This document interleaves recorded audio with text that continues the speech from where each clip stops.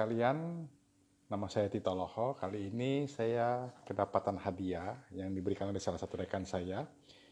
Buku berjudul New Money. Awalnya saya pikir apakah buku ini merupakan buku multi-level, cerita mengenai money game, ternyata bukan. Jadi New Money ini adalah hal yang perlu Anda ketahui, khususnya bila Anda ingin menjadi atau ingin mengembangkan diri sebagai seorang entrepreneur tangguh dan besar. Apa maksudnya new money ini? New money ini adalah disebut sebagai peluang kita untuk meningkatkan kapitalisme kita ya, capital, modal kita ya, new money.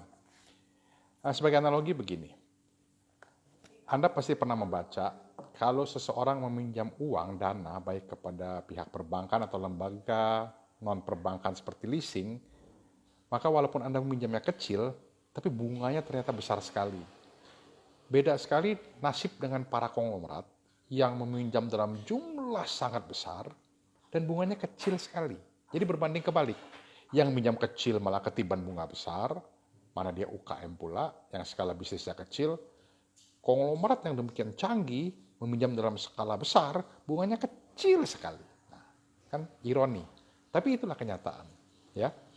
Belum lagi kalau kita mengatakan bahwa konglomerat meminjamnya bisa dari perbankan, bisa dari obligasi, bisa dari pasar modal. Sementara kalau pengusaha kecil ya nggak jauh-jauh daripada tengkulak, mungkin juga lintah darat. Ataupun kalau perbankan juga perbankan kredit kecil dengan agunan pula dan bunganya sangat tinggi. Nah, buku New Money ini mengajarkan pada kita bagaimana supaya sebagai pengusaha kita bisa meningkatkan kemampuan leverage kita. Ya, bagaimana caranya? Pertama, kalau kita lihat dalam sistem perdagangan, dari pabrik ke distributor besar, ke distributor menengah, ke distributor kecil, pengecer, lalu baru ke end user, pembeli. Kalau kita lihat, memang seolah-olah sekarang ada era global digital yang mau memotong, memangkas semua ini dari pabrik langsung dibeli oleh pemakai. Tapi rantai pasok tadi sebenarnya tidak ada yang salah. Kenapa? Karena di sistem inilah new money tercipta. New money seperti apa? New money yang berupa pemberian kredit dari pabrik, memberikan utangan kepada distributor besar memberi utangan kepada distributor menengah memberi utangan kepada distributor kecil atau langsung kepada pengecer kecil.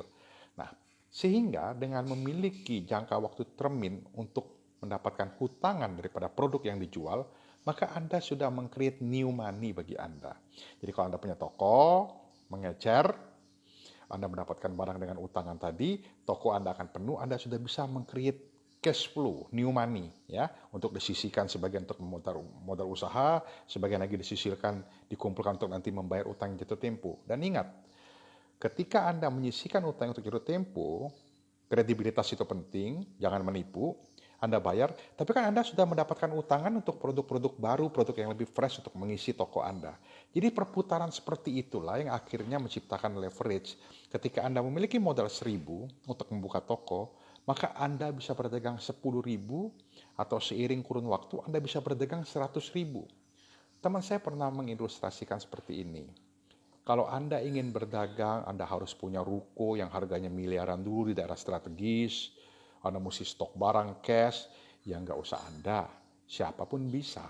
Tapi kalau Anda ingin mengatakan bahwa sebagai seorang entrepreneur tangguh, maka bisa nggak dengan modal 1.000, tapi dagangannya 100.000, di mana 99.000-nya berawal atau berasal dari new money, dari rantai pasok tadi. Kepercayaan daripada pabrik, kepercayaan daripada distributor besar mencari Anda untuk membantu mengembangkan usaha Anda. Ya, ini yang perlu kita pahami. Inilah buku ini mengajarkan mengenai new money. Ya, new money, bukan money game, bukan investasi abal-abal, tapi berkisah mengenai bagaimana kita mengembangkan usaha dengan mindset bahwa kita perlu menjadi bahagian daripada yang terlibat kebagian new money tadi. Caranya gimana? Pertama, kita harus punya kredibilitas. Kredibilitas dibentuk oleh satu, kompetensi, kedua, reputasi, ketiga, histori. Histori itu bisa dijamin oleh orang tuanya, oleh kakaknya, oleh relasinya yang sudah berkecimpung di bidang situ dan memiliki nama baik. Tapi histori bisa juga kita bangun seiring waktu. Kompetensi, nah kita mesti memiliki keahlian di bidang yang kita geluti.